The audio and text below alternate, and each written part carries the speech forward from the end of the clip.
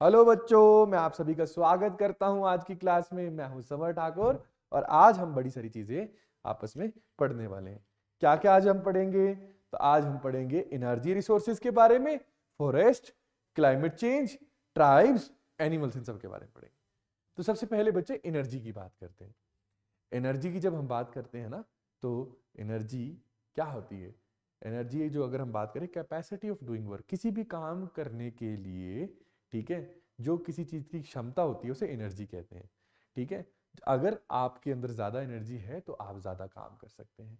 अगर गाड़ी को चलाना है तो गाड़ी को वर्क करना है तो उसको क्या करना पड़ेगा? उसके लिए एनर्जी चाहिए। अब ये एनर्जी मिलती कहाँ से है? एनर्जी मिलती है एनर्जी सोर्सेज से, यानी कई अलग अलग सोर्सेज से हमें एनर्जी मिलती है ना। तो एनर्जी के सोर्सेज क्या होते हैं? जहां से हमें एनर्जी मिलती है। ठीक है, अब बड़े सारे सोर्सेज होते हैं, जैसे सन से हमें in the form of light, sunlight and heat energy मिलती है। ठीक है, अब लकड़ी से हमें केमिकल एनर्जी मिलती है। जब हम लकड़ी को जलाते हैं ना, या फिर हम लोग क्या करते हैं, जब कोयले को या पेट्रोलियम को जलाते हैं ना, तो उससे हमें कंबर्शन यानी आग लगने की वजह से हीट एनर्जी मिलती है। ठीक है, तो अलग अलग फॉर्म ऑफ एनर्जी होती है बच्चे, अलग अलग फॉर्म में एनर्जी रहती है और अलग अलग सोर्सेज से मिलती है। जिन जगहों से हमें एनर्जी मिलती है उन्हें हम क्या कहते हैं? एनर्जी सोर्सेज, यानी ऊर्जा के स्रोत हम उन्हें कहते हैं। अब अच्छा, ऊर्जा के स्रोत ना दो तरीके के होते हैं। एक को कहते हैं रिन्यूएबल और दूसरे को कहते हैं नॉन रिन्यूएबल। रिन्यूएबल सोर्स जो होते हैं ना, जितनी ज्यादा हम लोग क्या करते हैं, उनसे एनर्जी बनाते हैं, उससे ज्यादा स्पीड से रिन्यूएबल सोर्स दोबारा से वापस आ जाता है। तो हम कहते हैं रिन्यूएबल, यानी फिर से बन जाने वाला, यानी नवीनकरणीय ऊर्जा की बात करते हैं। जैसे फॉर एग्जांपल, हम ना सनलाइट से डेली अगर इलेक्ट्रिसिटी बनाते हैं तो अगले दिन फिर से इलेक्ट्रिसिटी आ जाती है ना। तो अगले दिन फिर से इलेक्ट्रिसिटी आ जाती है, इस वजह से हम कहते हैं ये रीन्यू हो जा रही है, इसीलिए हम कहते हैं रिन्यूएबल एनर्जी। लेकिन अगर हम कोयला जो है, कोयले का इस्तेमाल करते हैं, और अगर सारा जिस देखो, कोयले को हम बड़ी जल्दी जला रहे हैं। कोयला मिलता कहाँ से है? धरती के नीचे ना खदान होती है, वहां से खोद खोद के पत्थर पत्थर की तरह होता है कोयला, उसको निकालना पड़ता है। तो जब हम कोयले का इस्तेमाल करते हैं ना प्यारे बच्चों, तो कोयला हम ज्यादा स्पीड से जलाए जा रहे हैं। अब कोयले बनने का प्रोसेस बहुत स्लो है, हजारों साल लग जाते हैं। ठीक है, कोयला बनने में तो प्रोसेस उस बनने का बहुत स्लो है, कंज्यूम हम जल्दी कर रहे हैं, तो ये तो रिन्यू नहीं होगा, इससे पहले तो खत्म हो जाएगा। तो हम ऐसे सोर्सेज को क्या कहते हैं? Non renewable sources of energy कहते हैं बच्चों। तो रिन्यूएबल सोर्स ऑफ एनर्जी क्या होता है? आप यहाँ पे देख लिए, नवीनकरणीय ऊर्जा उन प्राकृतिक प्रक्रियाओं से प्राप्त होती है जो उपयोग की तुलना में तेजी से पुनः उपलब्ध हो जाते हैं। यानी renewable energy is derived from natural processes that are replenished at higher rate than they consume. Same बात जो मैंने आपको कही। ठीक है बच्चे, तो ये बड़े ही इंपॉर्टेंट है ह्यूमंस के लिए। ठीक है, फॉर एग्जाम्पल, अब इसके एग्जाम्पल, रिन्यूएबल एनर्जी के एग्जाम्पल, पहला एग्जाम्पल रिन्यूएबल एनर्जी का, ठीक है, सोलर एनर्जी। सोलर का मतलब होता है सन, है ना, मैंने बताया था ना आपको। तो सन से मिलने वाली एनर्जी यानी सौर ऊर्जा। तो बच्चे, इस एनर्जी का इस्तेमाल करके हम इलेक्ट्रिसिटी बनाते हैं। इसके अलावा ना, इससे हम पानी वानी गर्म भी करते हैं, कई बार गीजर वगैरह का इस्तेमाल भी करते हैं, आपने देखा होगा, है ना। तो ये जो इलेक्ट्रिसिटी होती है, आपने ऐसे देखा होगा ना, कि घरों के छत के ऊपर, ये मान लो एक घर है, ठीक है, ये आपने ऐसे देखा होगा कि ये घर है, तो इस घर के ऊपर, छत के ऊपर ना, ठीक है, ऐसे ये घर मान लो, ये दिस इज एक घर है, तो इसकी छत के ऊपर ना, यहाँ पे ना आपने देखा होगा ऐसे ना सोलर पावर पैनल लगे होते हैं। तो ये ना, ये सनलाइट लेते हैं, तो ये सन से आने वाली जो, ठीक है, लाइट है ना, उसको लेते हैं और किस में बदल देते हैं? इलेक्ट्रिसिटी में। तो इससे घर के अंदर, अब यहाँ पे ये देखो, ये एक रूम है, ये खिड़की है, यहाँ से दिख रहा है, इसके अंदर बल्ब लगा है, तो ये बल्ब जलने लगता है। तो ये है सोलर एनर्जी। दूसरा, अब ये देखो, ये वॉशरूम है, तो यहाँ पे ना ये गीजर लगा हुआ है, और ये गीजर भी किससे चलता है? इसी से चलता है। ठीक है, एक तो इलेक्ट्रिसिटी वाला और एक पानी गर्म करने वाला भी होता है। तो ये है सोलर एनर्जी। ठीक है बच्चे, इसको हम लोग सोलर एनर्जी को कैसे इस्तेमाल करते हैं? बाय यूजिंग फोटोवोल्टिक, या फिर हम कहते हैं सोलर पावर पैनल। ये ऐसे छत के ऊपर लगा होता है, फ्लैट्स, आपने देखा होगा, है ना, सोलर पावर। फिर बात करते हैं हम बच्चे दूसरे सोर्स ऑफ एनर्जी की, जो रिन्यूएबल है। ठीक है, तो जो रिन्यूएबल सोर्स ऑफ एनर्जी है, उसे हम कहते हैं विंड। क्या कहते हैं? विंड, हवा। तो बच्चे, जितनी मर्जी इस्तेमाल कर दो, रोज नई हवा चलनी ही है। तो हम इसका कैसे इस्तेमाल करते हैं? हम क्या करते हैं, हम ना ऐसे पवन चक्की, यानी एक विंड मिल बनाते हैं। ये देखो, ऐसे एक विंड मिल बनाते हैं। अब जब हवा चलती है, तो हवा क्या करती है? इस विंड मिल को घुमाती है। इस विंड मिल के पीछे ना हमने एक एक डिवाइस लगाया होता है, जिसको कहते हैं डायनमो। क्या कहते हैं बच्चे? डायनमो। अब ये डायनेमो का काम क्या होता है, इस डायनेमो का काम क्या होता है मैं यहाँ पे लिख देता हूँ। ये जो हवा से घूम रही ये चक्की है ना, इसकी मैकेनिकल एनर्जी, कोई भी चीज जब चलती है तो हम कहते हैं मोशन कर रही है, और उसकी उससे जुड़ी हुई चीजों को मैकेनिक्स कहते हैं, ठीक है। तो हम इसकी मैकेनिकल एनर्जी को इलेक्ट्रिकल एनर्जी में कन्वर्ट करके ना यूं तारों तारों के जरिए ना घरों तक पहुंचा देते हैं। और यहाँ पे जो घर है ना, इन घरों में ये जब बिजली जाती है तो फिर यहाँ पे हम देखो, ये देखो यहाँ पे बल्ब जला सकते हैं, ठीक है। तो ये कौन सी एनर्जी है, विंड एनर्जी है बच्चों। वैसे ही बच्चे हाइड्रो पावर, हाइड्रो का मतलब क्या होता है, हाइड्रो का मतलब होता है पानी, ठीक है। और पानी की ऊर्जा का इस्तेमाल करके हम लोग सेम चीज करते हैं। हम पता क्या करते हैं, कोई वाटर स्ट्रीम है ना, ठीक है, ऐसे क्या करते हैं, ये देखो, ये ना कोई वाटर स्ट्रीम जा रही थी, पानी जा रहा था, है ना, तो पानी के आगे ना हमने डैम बना दिया और पानी को यहाँ पे इकट्ठा कर दिया। अब ना इस डैम के जरिए ना हमने एक पतली सी पाइप बनाई ना, उस पाइप से तेज तेज ये पानी भेजा हमने, ठीक है, डायरेक्ट करके तेज तेज पानी भेजा। और आगे ऐसे ही ना हमने टरबाइन लगा दिया, जैसे विंड टरबाइन था ना, विंड मिल में पंखा लगा दिया। अब इसको घुमाया, जब इसको घुमाया तो इसके पीछे भी डायनेमो लगा हुआ है, यहाँ पे क्या बनेगी, इलेक्ट्रिसिटी। उसको तारों के जरिए हम क्या करेंगे, ये देखो, तारों के जरिए लोगों के घरों तक पहुंच देंगे। समझ गए, तो इसको कहते हैं हाइड्रो इलेक्ट्रिसिटी। डैम्स वगैरह में इसका इस्तेमाल होता है, ठीक है, ये ठीक है, डैम्स में इसका इस्तेमाल करते हैं। इसके अलावा बच्चे टाइड्स, टाइड जब आती है ना समंदर में, हाई टाइड लो टाइड, तो वहां पे भी हम इसका इस्तेमाल करते हैं, ठीक है। फिर हमारे पास जो अगली फॉर्म ऑफ एनर्जी आई है उसे हम कहते हैं जियोथर्मल एनर्जी, ठीक है, यानी भूतापीय ऊर्जा। तो यहाँ पे भू या जियो का मतलब क्या है, अर्थ, थर्मल का मतलब क्या होता है, टेम्परेचर, यानी धरती के टेम्परेचर का इस्तेमाल करते हैं। आप सभी को पता होगा, आपने ना स्कूल में पढ़ा होगा, देखो मैं बताता हूँ आपको। ये ना, ये धरती है, इसके ऊपर ये मैं और आप, देखो ये मान लो मैं हूँ या आप हो, ठीक है। तो ये हम लोग चल रहे हैं, ठीक है, एक जगह से दूसरी जगह जा रहे हैं। तो ये हम जी जहाँ पे चल रहे हैं ना, ये धरती की ऊपर की लेयर है, इसे क्रस्ट कहते हैं। अब ना इसके नीचे जो लेयर है ना, उसे मेंटेल कहते हैं, और उसके अंदर ना मैग्मा है, बहुत गरम गरम लावा बन जाता है बाहर निकल के, है ना। तो इसका मतलब कि धरती की अगर अंदर की तरफ हम जाएं, तो अंदर की तरफ जाएं तो धरती बहुत ही ज्यादा हॉट है, गर्म है। इसी हीट का हम इस्तेमाल करके जब एनर्जी बनाते हैं तो उसे कहते हैं जियोथर्मल एनर्जी।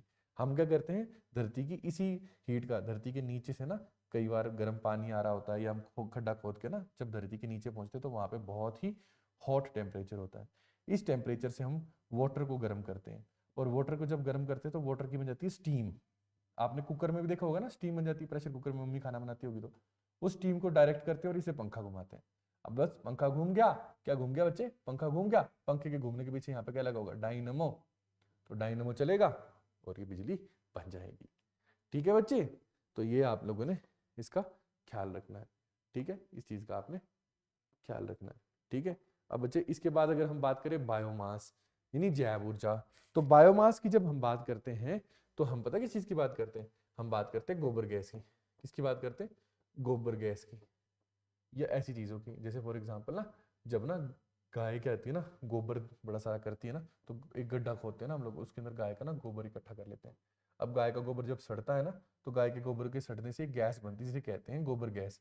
ज्यादातर ना उसमें मीथेन यानी CH4 होती है। अब इस मीथेन को ना हम ना पाइप के जरिए घर में ला सकते हैं, और इस पाइप से जब ये गैस आएगी यहाँ पे ना, तो इसको गैस चूल्हे में लगा दिया हम लोगों ने, ये देखो ये गैस चूल्हा है, लगा दिया। इसका जैसे स्विच ऑन किया तो यहाँ पे अब हम क्या जला सकते हैं, यहाँ पे हम आग जला सकते हैं। क्या जला सकते हैं, आग जला सकते हैं। तो ऐसे ये बायोमास बायोमास हो गया। वैसे अगर मैं non renewable source of energy की बात करूं, यानी जो रिन्यू नहीं होती है जल्दी, तो किसकी बात करूं मैं, non renewable source of energy की बात करूं तो ये रिन्यू नहीं होती है जल्दी, ठीक है। एक बार हमने इसको खत्म कर दिया तो हमारे जीते जी तो ये दोबारा नहीं आएगी। तो इसमें सबसे पहले आते हैं फॉसिल फ्यूल बच्चे। फॉसिल फ्यूल यानी जीवाश्म ईंधन। फॉसिल क्या होते हैं, जब ना कभी ना आज से कई हजार साल पहले ना कोई बड़े सारे प्लांट्स होंगे ऐसे, ठीक है, इसे प्लांट्स होंगे बड़े सारे, है ना। और ऐसे ना बड़े सारे डायनासोर्स भी होंगे, आपको पता है, ये डायनासोर्स देखा होगा ना आपने, ऐसे डायनासोर ऐसे ऐसे बड़े बड़े डायनासोर्स होते थे, ठीक है, ऐसे। ये देखो, ये एक बड़ा डायनासोर है, जैसे ऐसे डायनासोर्स भी होते थे। तो ये ना मर गए होंगे, डायनासोर मर गए और प्लांट्स मर गए ना, तो इनके ऊपर ना, इनकी जो डेड बॉडी थी ना, इनके ऊपर ना बहुत सारी मिट्टी की लेयर जम गई, और ना ये जमीन के नीचे चले गए। अब ये क्या बन गए, फॉसिल्स बन गए, ठीक है। और ना अब ना जब इनका बॉडी क्या हो गई, डिकम्पोज हो गई ना, तो ये जो डायनासोर्स वगैरह थे ना, जो एनिमल्स थे, इनसे बन गया पेट्रोलियम, ठीक है, पेट्रोलियम। ये फिर हम जैसे कहते हैं क्रूड ऑयल, यानी इससे ही अब ये जो मर गए थे ना, इनसे ही बनता है क्रूड ऑयल।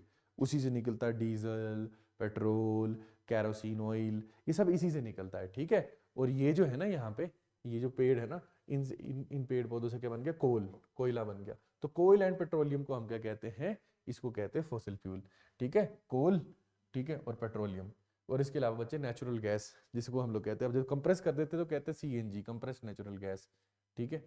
लिक्विडिफाई कर देते तो हम कहते हैं लिक्विडिफाइड पेट्रोलियम गैस, एलपीजी, ठीक है। एलपीजी यानी लिक्विडिफाइड पेट्रोलियम गैस, सीएनजी का मतलब कंप्रेस्ड नेचुरल गैस, ये तुम्हें पता होना चाहिए फुल फॉर्म दोनों की, ठीक है। चलो, तो बच्चे ये है क्या है, non renewable source of energy. इसके नुकसान भी है, जब हम इनको जलाते हैं ना गाड़ी में या घर में, तो इससे निकलती है बड़ी सारी कार्बन डाइऑक्साइड। अब इस कार्बन डाइऑक्साइड का क्या नुकसान है, जब ये एटमॉस्फेयर में ज्यादा हो जाती है ना, तो इससे होती है ग्लोबल वार्मिंग। क्या होती है बच्चे, ग्लोबल वार्मिंग। ग्लोबल का मतलब पूरी दुनिया, और वार्मिंग का मतलब गर्म होना, तो धरती गर्म हो रही है इसकी वजह से।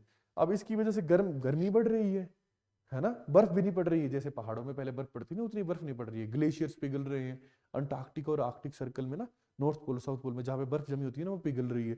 इससे ना वाटर लेवल बढ़ता जा रहा है, और ना बच्चों इससे पता क्या हो रहा है, इससे आइलैंड्स के डूबने का खतरा बन रहा है, ठीक है। और जब गर्मी बढ़ती जाएगी तो बहुत सारे जीव जंतु मर जाएंगे, तो दिक्कत है ये, इसलिए हम इसको हटाने की बात करते हैं कि इसको हटा दिया जाए, इसकी जगह रिन्यूएबल सोर्सेज ऑफ एनर्जी का इस्तेमाल किया जाए। इसके अलावा बच्चे न्यूक्लियर एनर्जी, एक न्यूक्लियर एनर्जी भी होती है। अब ये न्यूक्लियर एनर्जी क्या होती है, तो ना हमारी धरती के अंदर कुछ चीजें निकलती हैं, है ना, कुछ एलिमेंट्स निकलते हैं, जैसे हम कहते हैं यूरेनियम, ठीक है, जैसे हम कहते हैं थोरियम, प्लूटोनियम, ठीक है, ऐसी हमारे पास चीजें हैं ना, इनमें ना बेशुमार पावर होती है। जब हम क्या करते हैं, इनको न्यूक्लियर रिएक्टर में डालते हैं ना, तो इनसे बहुत सारी एनर्जी बनती है। और ये एनर्जी जो होती है, इसकी अच्छी बात पता क्या है, इससे कार्बन डाइऑक्साइड भी नहीं निकलती है। लेकिन इस एनर्जी की दिक्कत पता क्या है, ये भी बच्चे धरती के अंदर लिमिटेड ही है। तो जो धरती के नीचे से खोद के निकालते हैं ना चीजें, तो लिमिटेड है, ज्यादा इस्तेमाल करेंगे तो खत्म हो जाएंगी, तो इसीलिए इनको कहते हैं non renewable source of energy कहते हैं। चलो शाबाश, ठीक है। अब इनका कंपैरिजन करके देखते हैं, इनमें कंपैरिजन करके देखते हैं renewable and non renewable energy का। ये देखो कंपैरिजन करके देखो, ठीक है। तो अगर मैं सस्टेनेबिलिटी की बात करूंगी, नहीं लंबे टाइम तक टिकने की, टिकाऊ कौन से हैं, तो जो रिन्यूएबल सोर्स ऑफ एनर्जी है ना, वो सस्टेनेबल है, क्योंकि असीमित मात्रा में पाए जाते हैं, खत्म नहीं होंगे है ना इतनी आसानी से। रिन्यूएबल वाले भाई सीमित है, खत्म हो जाएंगे ज्यादा इस्तेमाल कर लिया तो। इन्वायरमेंटल इम्पैक्ट, भाई तो जो रिन्यूएबल सोर्स ऑफ एनर्जी है ना, जैसे विंड देखा हम लोगों ने, जैसे सोलर एनर्जी, तो इनसे ना इतनी कार्बन एमिशन वगैरह नहीं हो रही है, तो ग्रीन हाउस इफेक्ट वगैरह नहीं होगा। लेकिन इनसे ना फॉसिल फ्यूल से बहुत सारा ग्रीन हाउस इफेक्ट होता है, ठीक है। उसके अलावा कॉस्ट की बात करूं, तो अभी फिलहाल के लिए ना बड़ा महंगा है, क्योंकि बच्चे हमारे पास टेक्नोलॉजी पुरानी थी ना, तो पुरानी टेक्नोलॉजी के अकॉर्डिंग ना ये जो फॉसिल फ्यूल है उनके हिसाब से इंजन विंजन बने थे। अब नए तरीके की चीजें आपने देखोगा, इलेक्ट्रिकल व्हीकल वगैरह आ रहे हैं ना, पेट्रोल वेट्रोल नहीं डलता, तो वो थोड़ा महंगा है, बाकी ये दिक्कत है।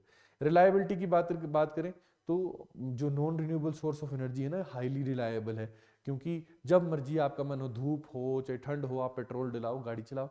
लेकिन अगर आप सोलर एनर्जी से अगर किसी चीज को, बैटरी को चार्ज करना चाहते हो, जिस दिन धूप ही नहीं ना आए, फिर सोलर एनर्जी कहाँ से आएगी, हवा ही ना चले, फिर विंड एनर्जी का क्या करोगे। तो ये थोड़ा अगर दिक्कत है इसमें, ठीक है। तो इस बात का आपने याद रखना है, ठीक है।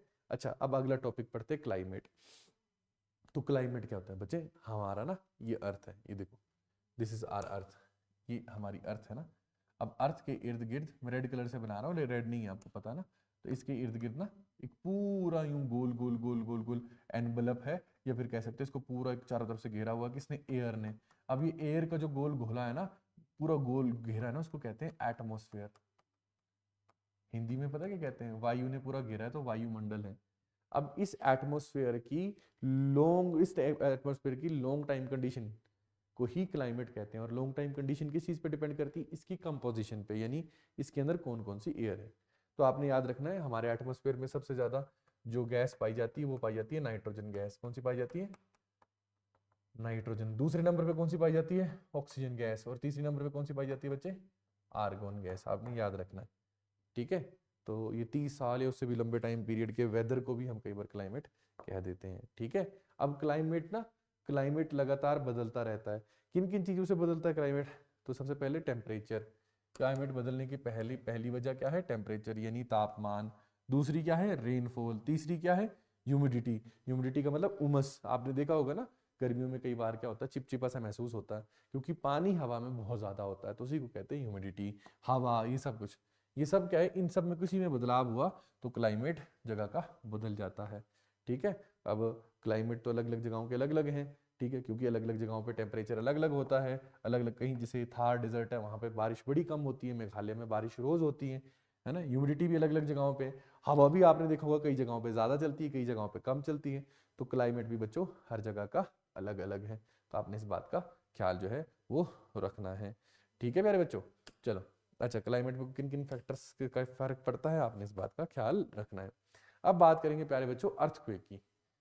अर्थक्वेक तो देखो दो शब्दों से मिलकर बना है, भूकंप भी और अर्थक्वेक भी। अर्थ प्लस क्वेक, क्वेक का मतलब होता है चलना, कांपना, भू यानी धरती, कंप यानी कांपना।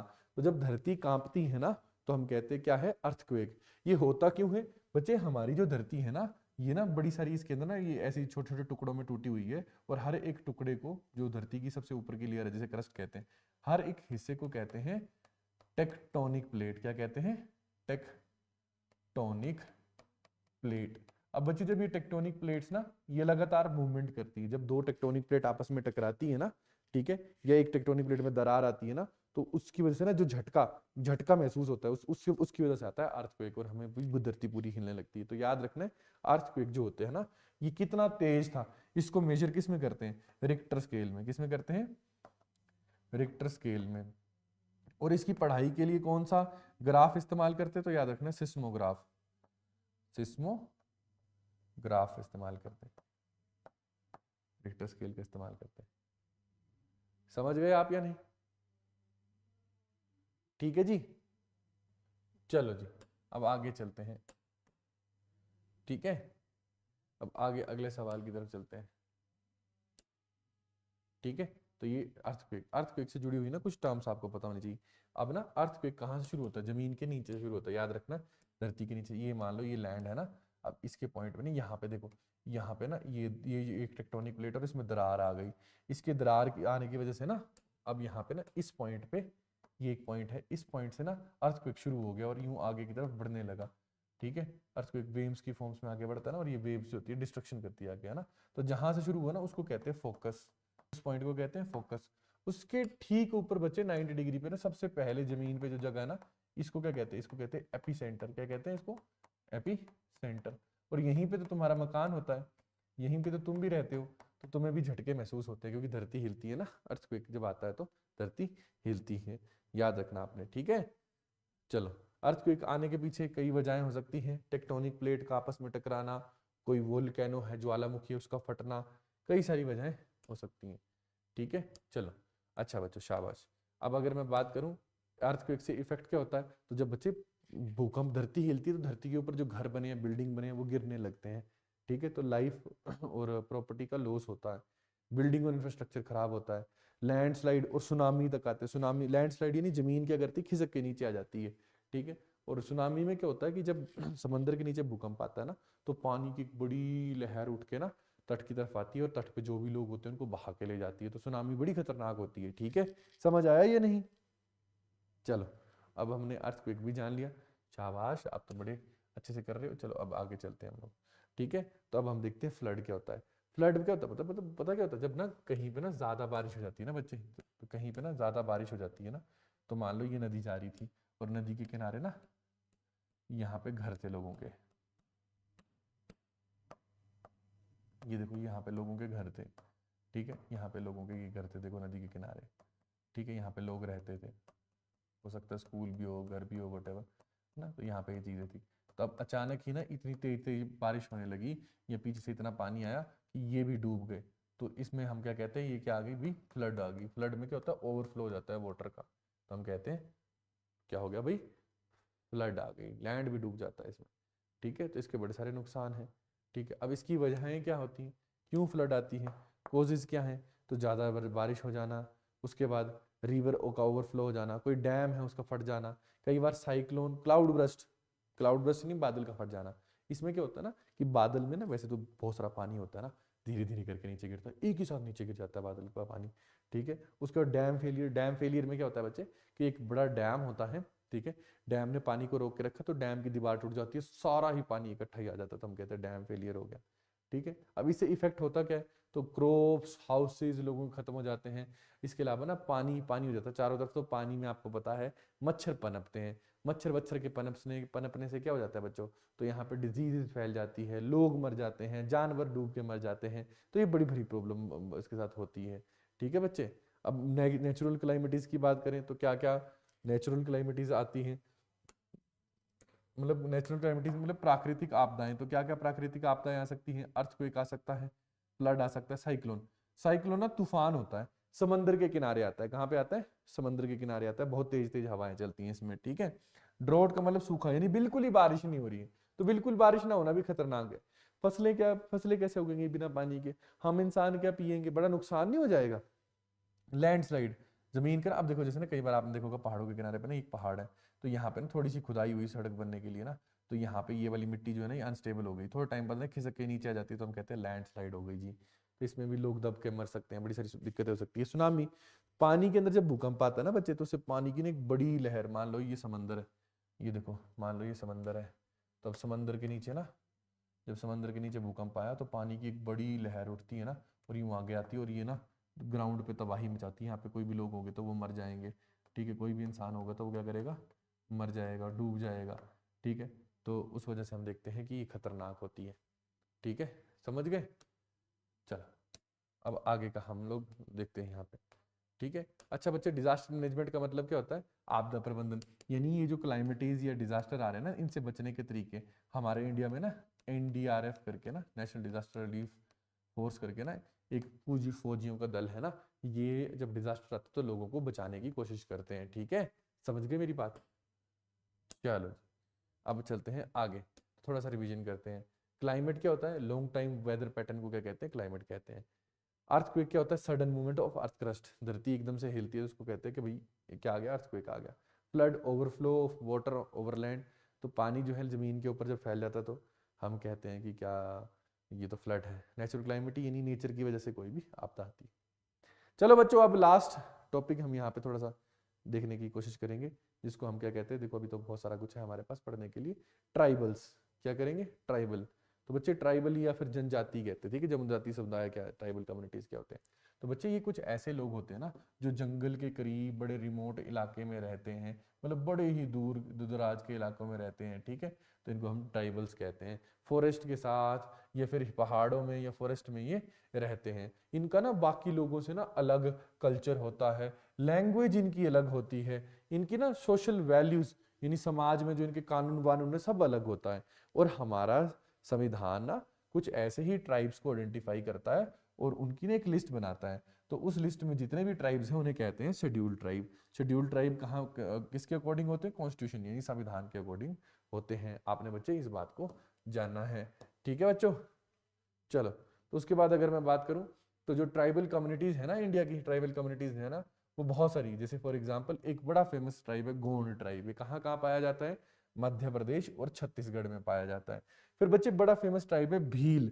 तो भील ट्राइब कहाँ पे पाया जाता है, राजस्थान और गुजरात में पाया जाता है। संथाल ट्राइब, तो ये झारखंड, उड़ीसा और वेस्ट बंगाल में पाया जाता है। इनकी अपनी भाषा भी है संथाली। मुंडा ट्राइब, बिरसा मुंडा थे इस ट्राइब के, ठीक है, बड़े फेमस थे, झारखंड में पाया जाता है। टोडा ट्राइब, ये नीलगिरी हिल्स और तमिलनाडु में पाया जाता है। ठीक है बच्चे। खासी ट्राइब, ये मेघालय में पाया जाता है। इसके अलावा कुछ और भी ट्राइब है, जैसे कुकी ट्राइब मणिपुर और नागालैंड में पाया जाता है। मितेई ट्राइब मणिपुर में पाया जाता है। गद्दी ट्राइब ये हिमाचल प्रदेश में पाया जाता है। बकरवा ट्राइब, गुज्जर ट्राइब, तो ये गुज्जर ट्राइब नॉर्थ इंडिया में पाया जाता है। बकरवा कहाँ पे पाया जाता है, ये पाया जाता है कश्मीर में पाया जाता है। तो आपने इन बातों का ख्याल रखना है। बकरवा कहाँ पाया जाता है, कश्मीर में पाया जाता है। कहाँ पाया जाता है बच्चे, कश्मीर में पाया जाता है। ठीक है। अब ये ट्राइब लोग रहते कहाँ पे, फॉरेस्ट में। तो फॉरेस्ट क्या होता है, जब ना देखो एक पेड़ है, तो हमने कहा ट्री है ना, ग्रोव ऑफ ट्री, दो तीन हो गए। जब ऐसे ही ना बहुत सारे ट्रीज हो जाते हैं ना, हंड्रेड्स ऑफ ऐसे ट्रीज बड़े सारे इकट्ठा हो जाते हैं ना, तो हम कहते हैं कि ट्री से क्या बन गया, फॉरेस्ट। फॉरेस्ट बच्चे जंगल और वाइल्ड से ना अलग होता है। ठीक है, तो ये बड़े सारे ट्रीज जब इकट्ठा हो गए तो हम कहते हैं क्या बन गया, ये बन गया फॉरेस्ट बन गया। क्या बन गया बच्चे, फॉरेस्ट बन गया, जंगल बन गया, यहाँ पे जंगल, ठीक है, फॉरेस्ट बन गया, यानी वन बन गया। वन हिंदी में क्या कहते हैं, वन। ठीक है, ये देखो वन कहते हैं। तो लार्ज एरिया होता है जो ट्री से ढका होता है उसको हम क्या कहते हैं, फॉरेस्ट कहते हैं। बड़ा ही जरूरी है, यहाँ से ना जो पेड़ है ना वो बड़े सारा कार्बन डाइऑक्साइड को ऑब्जॉर्ब कर लेते हैं। कई जीव जंतुओं को, पक्षियों का ये घर भी होता है। किसकी बात कर रहे हैं बच्चे, फॉरेस्ट की हम बात कर रहे हैं। कई तरीके के फॉरेस्ट है इंडिया में। इंडिया में बहुत ही अलग अलग तरीके के फॉरेस्ट है, क्योंकि पेड़ ही अलग अलग तरीके के होते हैं इंडिया में।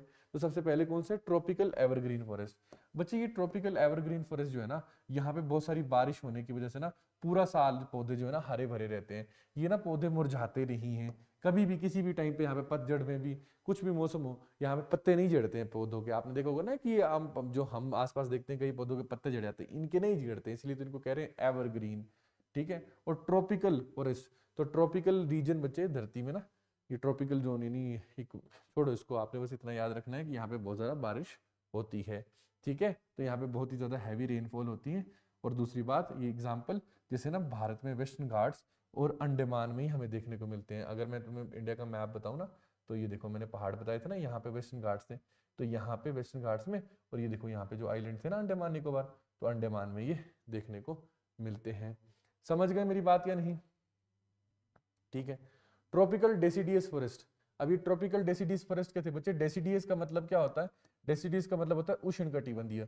यानी बच्चे यहाँ पे क्या होता है ना, ये पेड़ है ना, तो पेड़ ना एक टाइम में तो बहुत हरा भरा रहेगा, गर्मियों में बसंत बसंत ऋतु में पेड़ पे पत्ते आएंगे, फूल आएंगे और बड़ा हरा भरा रहेगा। सर्दियों में ना इस पेड़ के पत्ते जो हैं झड़ना शुरू हो जाएंगे और बहुत ही कम पत्ते जो हैं इसके ऊपर रह जाएंगे। धीरे धीरे करके ना इसकी डालियों पे ना बहुत कम पत्ते रहना शुरू हो जाएंगे ऐसे, क्योंकि इसके पत्ते झड़ना शुरू हो जाएंगे। फिर से जब बसंत आएगा यानी स्प्रिंग सीजन आएगा तो फिर से पत्ते हो जाएंगे, अदरवाइज इसके पत्ते सर्दियों में झड़ जाएंगे। तो ऐसे पेड़ों को कहते हैं डेसिडियस फॉरेस्ट। ठीक है। और ऐसे पेड़ों के बड़े जंगलों को कहते हैं डेसिडियस फॉरेस्ट कह देते हैं बच्चों। ये साल में ना ड्राई सीजन, यानी जब सर्दियों से पहले की टाइम आता है ना, तो इसके पत्ते सारे झड़ जाते हैं। आपने याद रखना है। ठीक है। तो बच्चों ये कहाँ पे है, ये पूरे भारत में सबसे ज्यादा यही फैले हुए हैं, यही वाले फॉरेस्ट सबसे ज्यादा इंडिया में होते हैं। आपने इसका ख्याल रखना है। फिर बच्चे आता है थोर्न फॉरेस्ट। तो जो थोर्न का मतलब होता है कांटे, कटीले। अब ना कुछ इलाकों में ना बड़ी ज्यादा गर्मी पड़ती है, जैसे ये मान लो राजस्थान के ना रेगीले रेगिस्तान है ये। ठीक है। तो यहाँ पे ना बबूल का पेड़, कौन सा पेड़ होता है, बबूल का पेड़ होता है। या फिर कौन सा पेड़ होता है, या फिर यहाँ पे होता है कैक्टस वगैरह होता है ना। तो ऐसे पौधे यहाँ पे क्यों होते हैं, क्योंकि ना इन पौधों पे ना छोटे छोटे कांटे लगे होते हैं। इन कांटों से क्या होता है, पत्तों की जगह ये कांटे लगे होते हैं। अब ना बच्चे पत्ते जो है ना, पत्ता, एक बड़ा पत्ता जो होता है ना, पत्ते के ऊपर जब धूप पड़ती है ना, तो पत्ते से ना पानी निकलता है पौधे के अंदर से। ठीक है। और इस प्रोसेस को कहते हैं ट्रांसपिरेशन। क्या कहते हैं, ट्रांसपिरेशन। और ये जो पानी निकलता है ना बच्चे, पौधे के इन छेदों को कहते हैं स्ट्रोमेटा। आपने स्कूल में जरूर पढ़ा होगा। स्ट्रोमेटा से पानी वेस्ट हो जाता है। तो पानी को बचाने के लिए ना, जितना छोटा पत्ता होगा उतना कम पानी निकलेगा। तो पत्ता छोटा होते होते होते होते ये कांटा ही बन जाता है। कांटा कुछ और नहीं, पत्ता ही है। तो ये कंटीले फॉरेस्ट यहाँ पे होते हैं ऐसे इलाकों में। ठीक है। तो ये ड्राई और डिजर्ट वाले यानी रेगिस्तान वाले इलाके में मिलते हैं, जैसे राजस्थान और गुजरात में आपको थोर्न फॉरेस्ट देखने को मिल जाएंगे।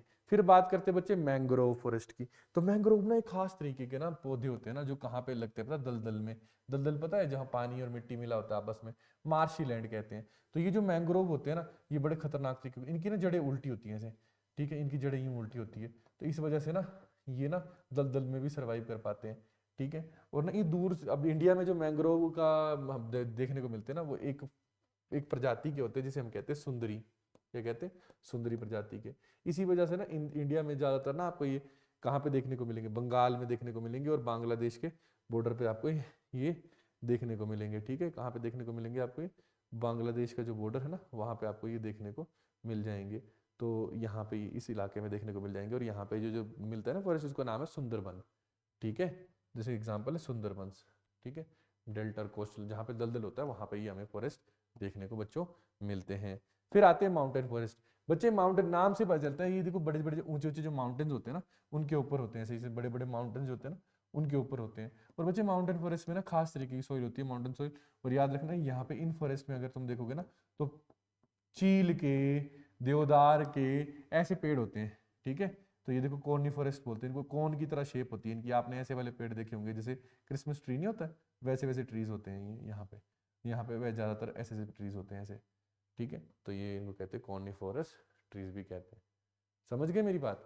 तो ये बच्चे अलग अलग तरीके के, ठीक है, फॉरेस्ट होते हैं। अब ट्राइबल कम्युनिटीज का और फॉरेस्ट का क्या रिलेशन है?